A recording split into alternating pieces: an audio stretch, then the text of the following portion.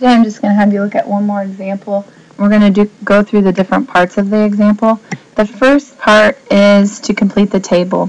So we're going to know that the concentration C of a chemical in the bloodstream T hours after injection into the muscle tissue is given by that function. Complete the table and use the table to approximate the time when the concentration is the greatest. Again, you're going to want to use your graphing calculator. So we're going to go into our graph button. We're going to hit our y equals. If you don't have your graphing calculator out right now, please grab that. Alright, and you should have that now. So we're going to have 3x, and I'm going to go ahead and put mine in parentheses on my calculator just to make sure it reads it. It's 3x on the top, divided by, in parentheses, 27 plus x to the third. Again, I have to use the x because I don't have a t button on my calculator. And we're then going to go into the table part of it, and we're going to start to ask it questions. So what's happening at 0? Well, when I type in and ask what's going on at 0, I found out that I get 0. When I type in 0.5, I get 0.055. When I type in 1, I get 0.107. I'll type in 1.5, I get 0.148. When I type in 2, 0.171. When I type in 2.5, 0.176. And then at 3, I get 0.167. So it looks like it was increasing all the way up to here, and then it starts to decrease. So the concentration seems the highest. The concentration seems highest at 2.5 hours.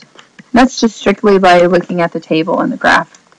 Now we're going to go into this problem. It's the same problem, but we're going to do it a different way. So that was using numerical values. Now we're going to look at it graphically.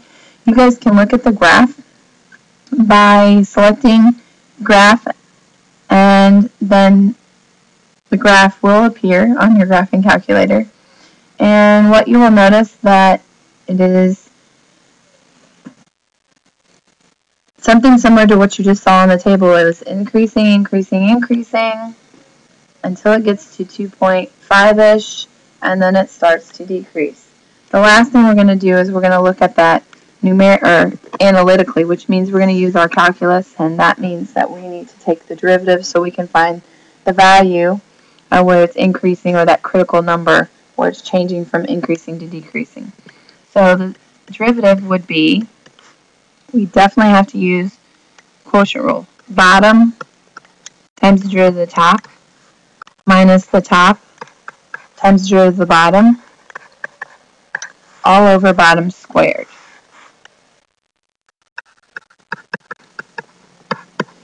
From there, I'm going to go ahead and simplify. You guys are going to probably have to spend a little bit, well, I'll write some things down here, I guess. I've got 81 and 3t cubed from distributing this way, minus 9t cubed all over my 27 plus t cubed squared. This then gives me 81 minus 6t cubed over 27 plus t cubed squared. I want to find those critical numbers that are going to happen, so I am going to plug in 0 for my C prime. So I get 0 equals, and I'm concerned about what's going on at the top. So C prime equals this 81 minus 6t cubed. I can take out a 3. The 3 doesn't mean anything then, and I can take and set the 27 minus 2t cubed equal to 0. Moving the 2t cubed to the other side, I get t cubed is equal to 27 over 2. And then what I need to do is cube root both sides.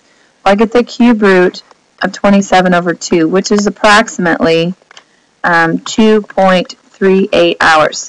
So this is going to give me my exact answer, where the graph and the table are just giving me approximations.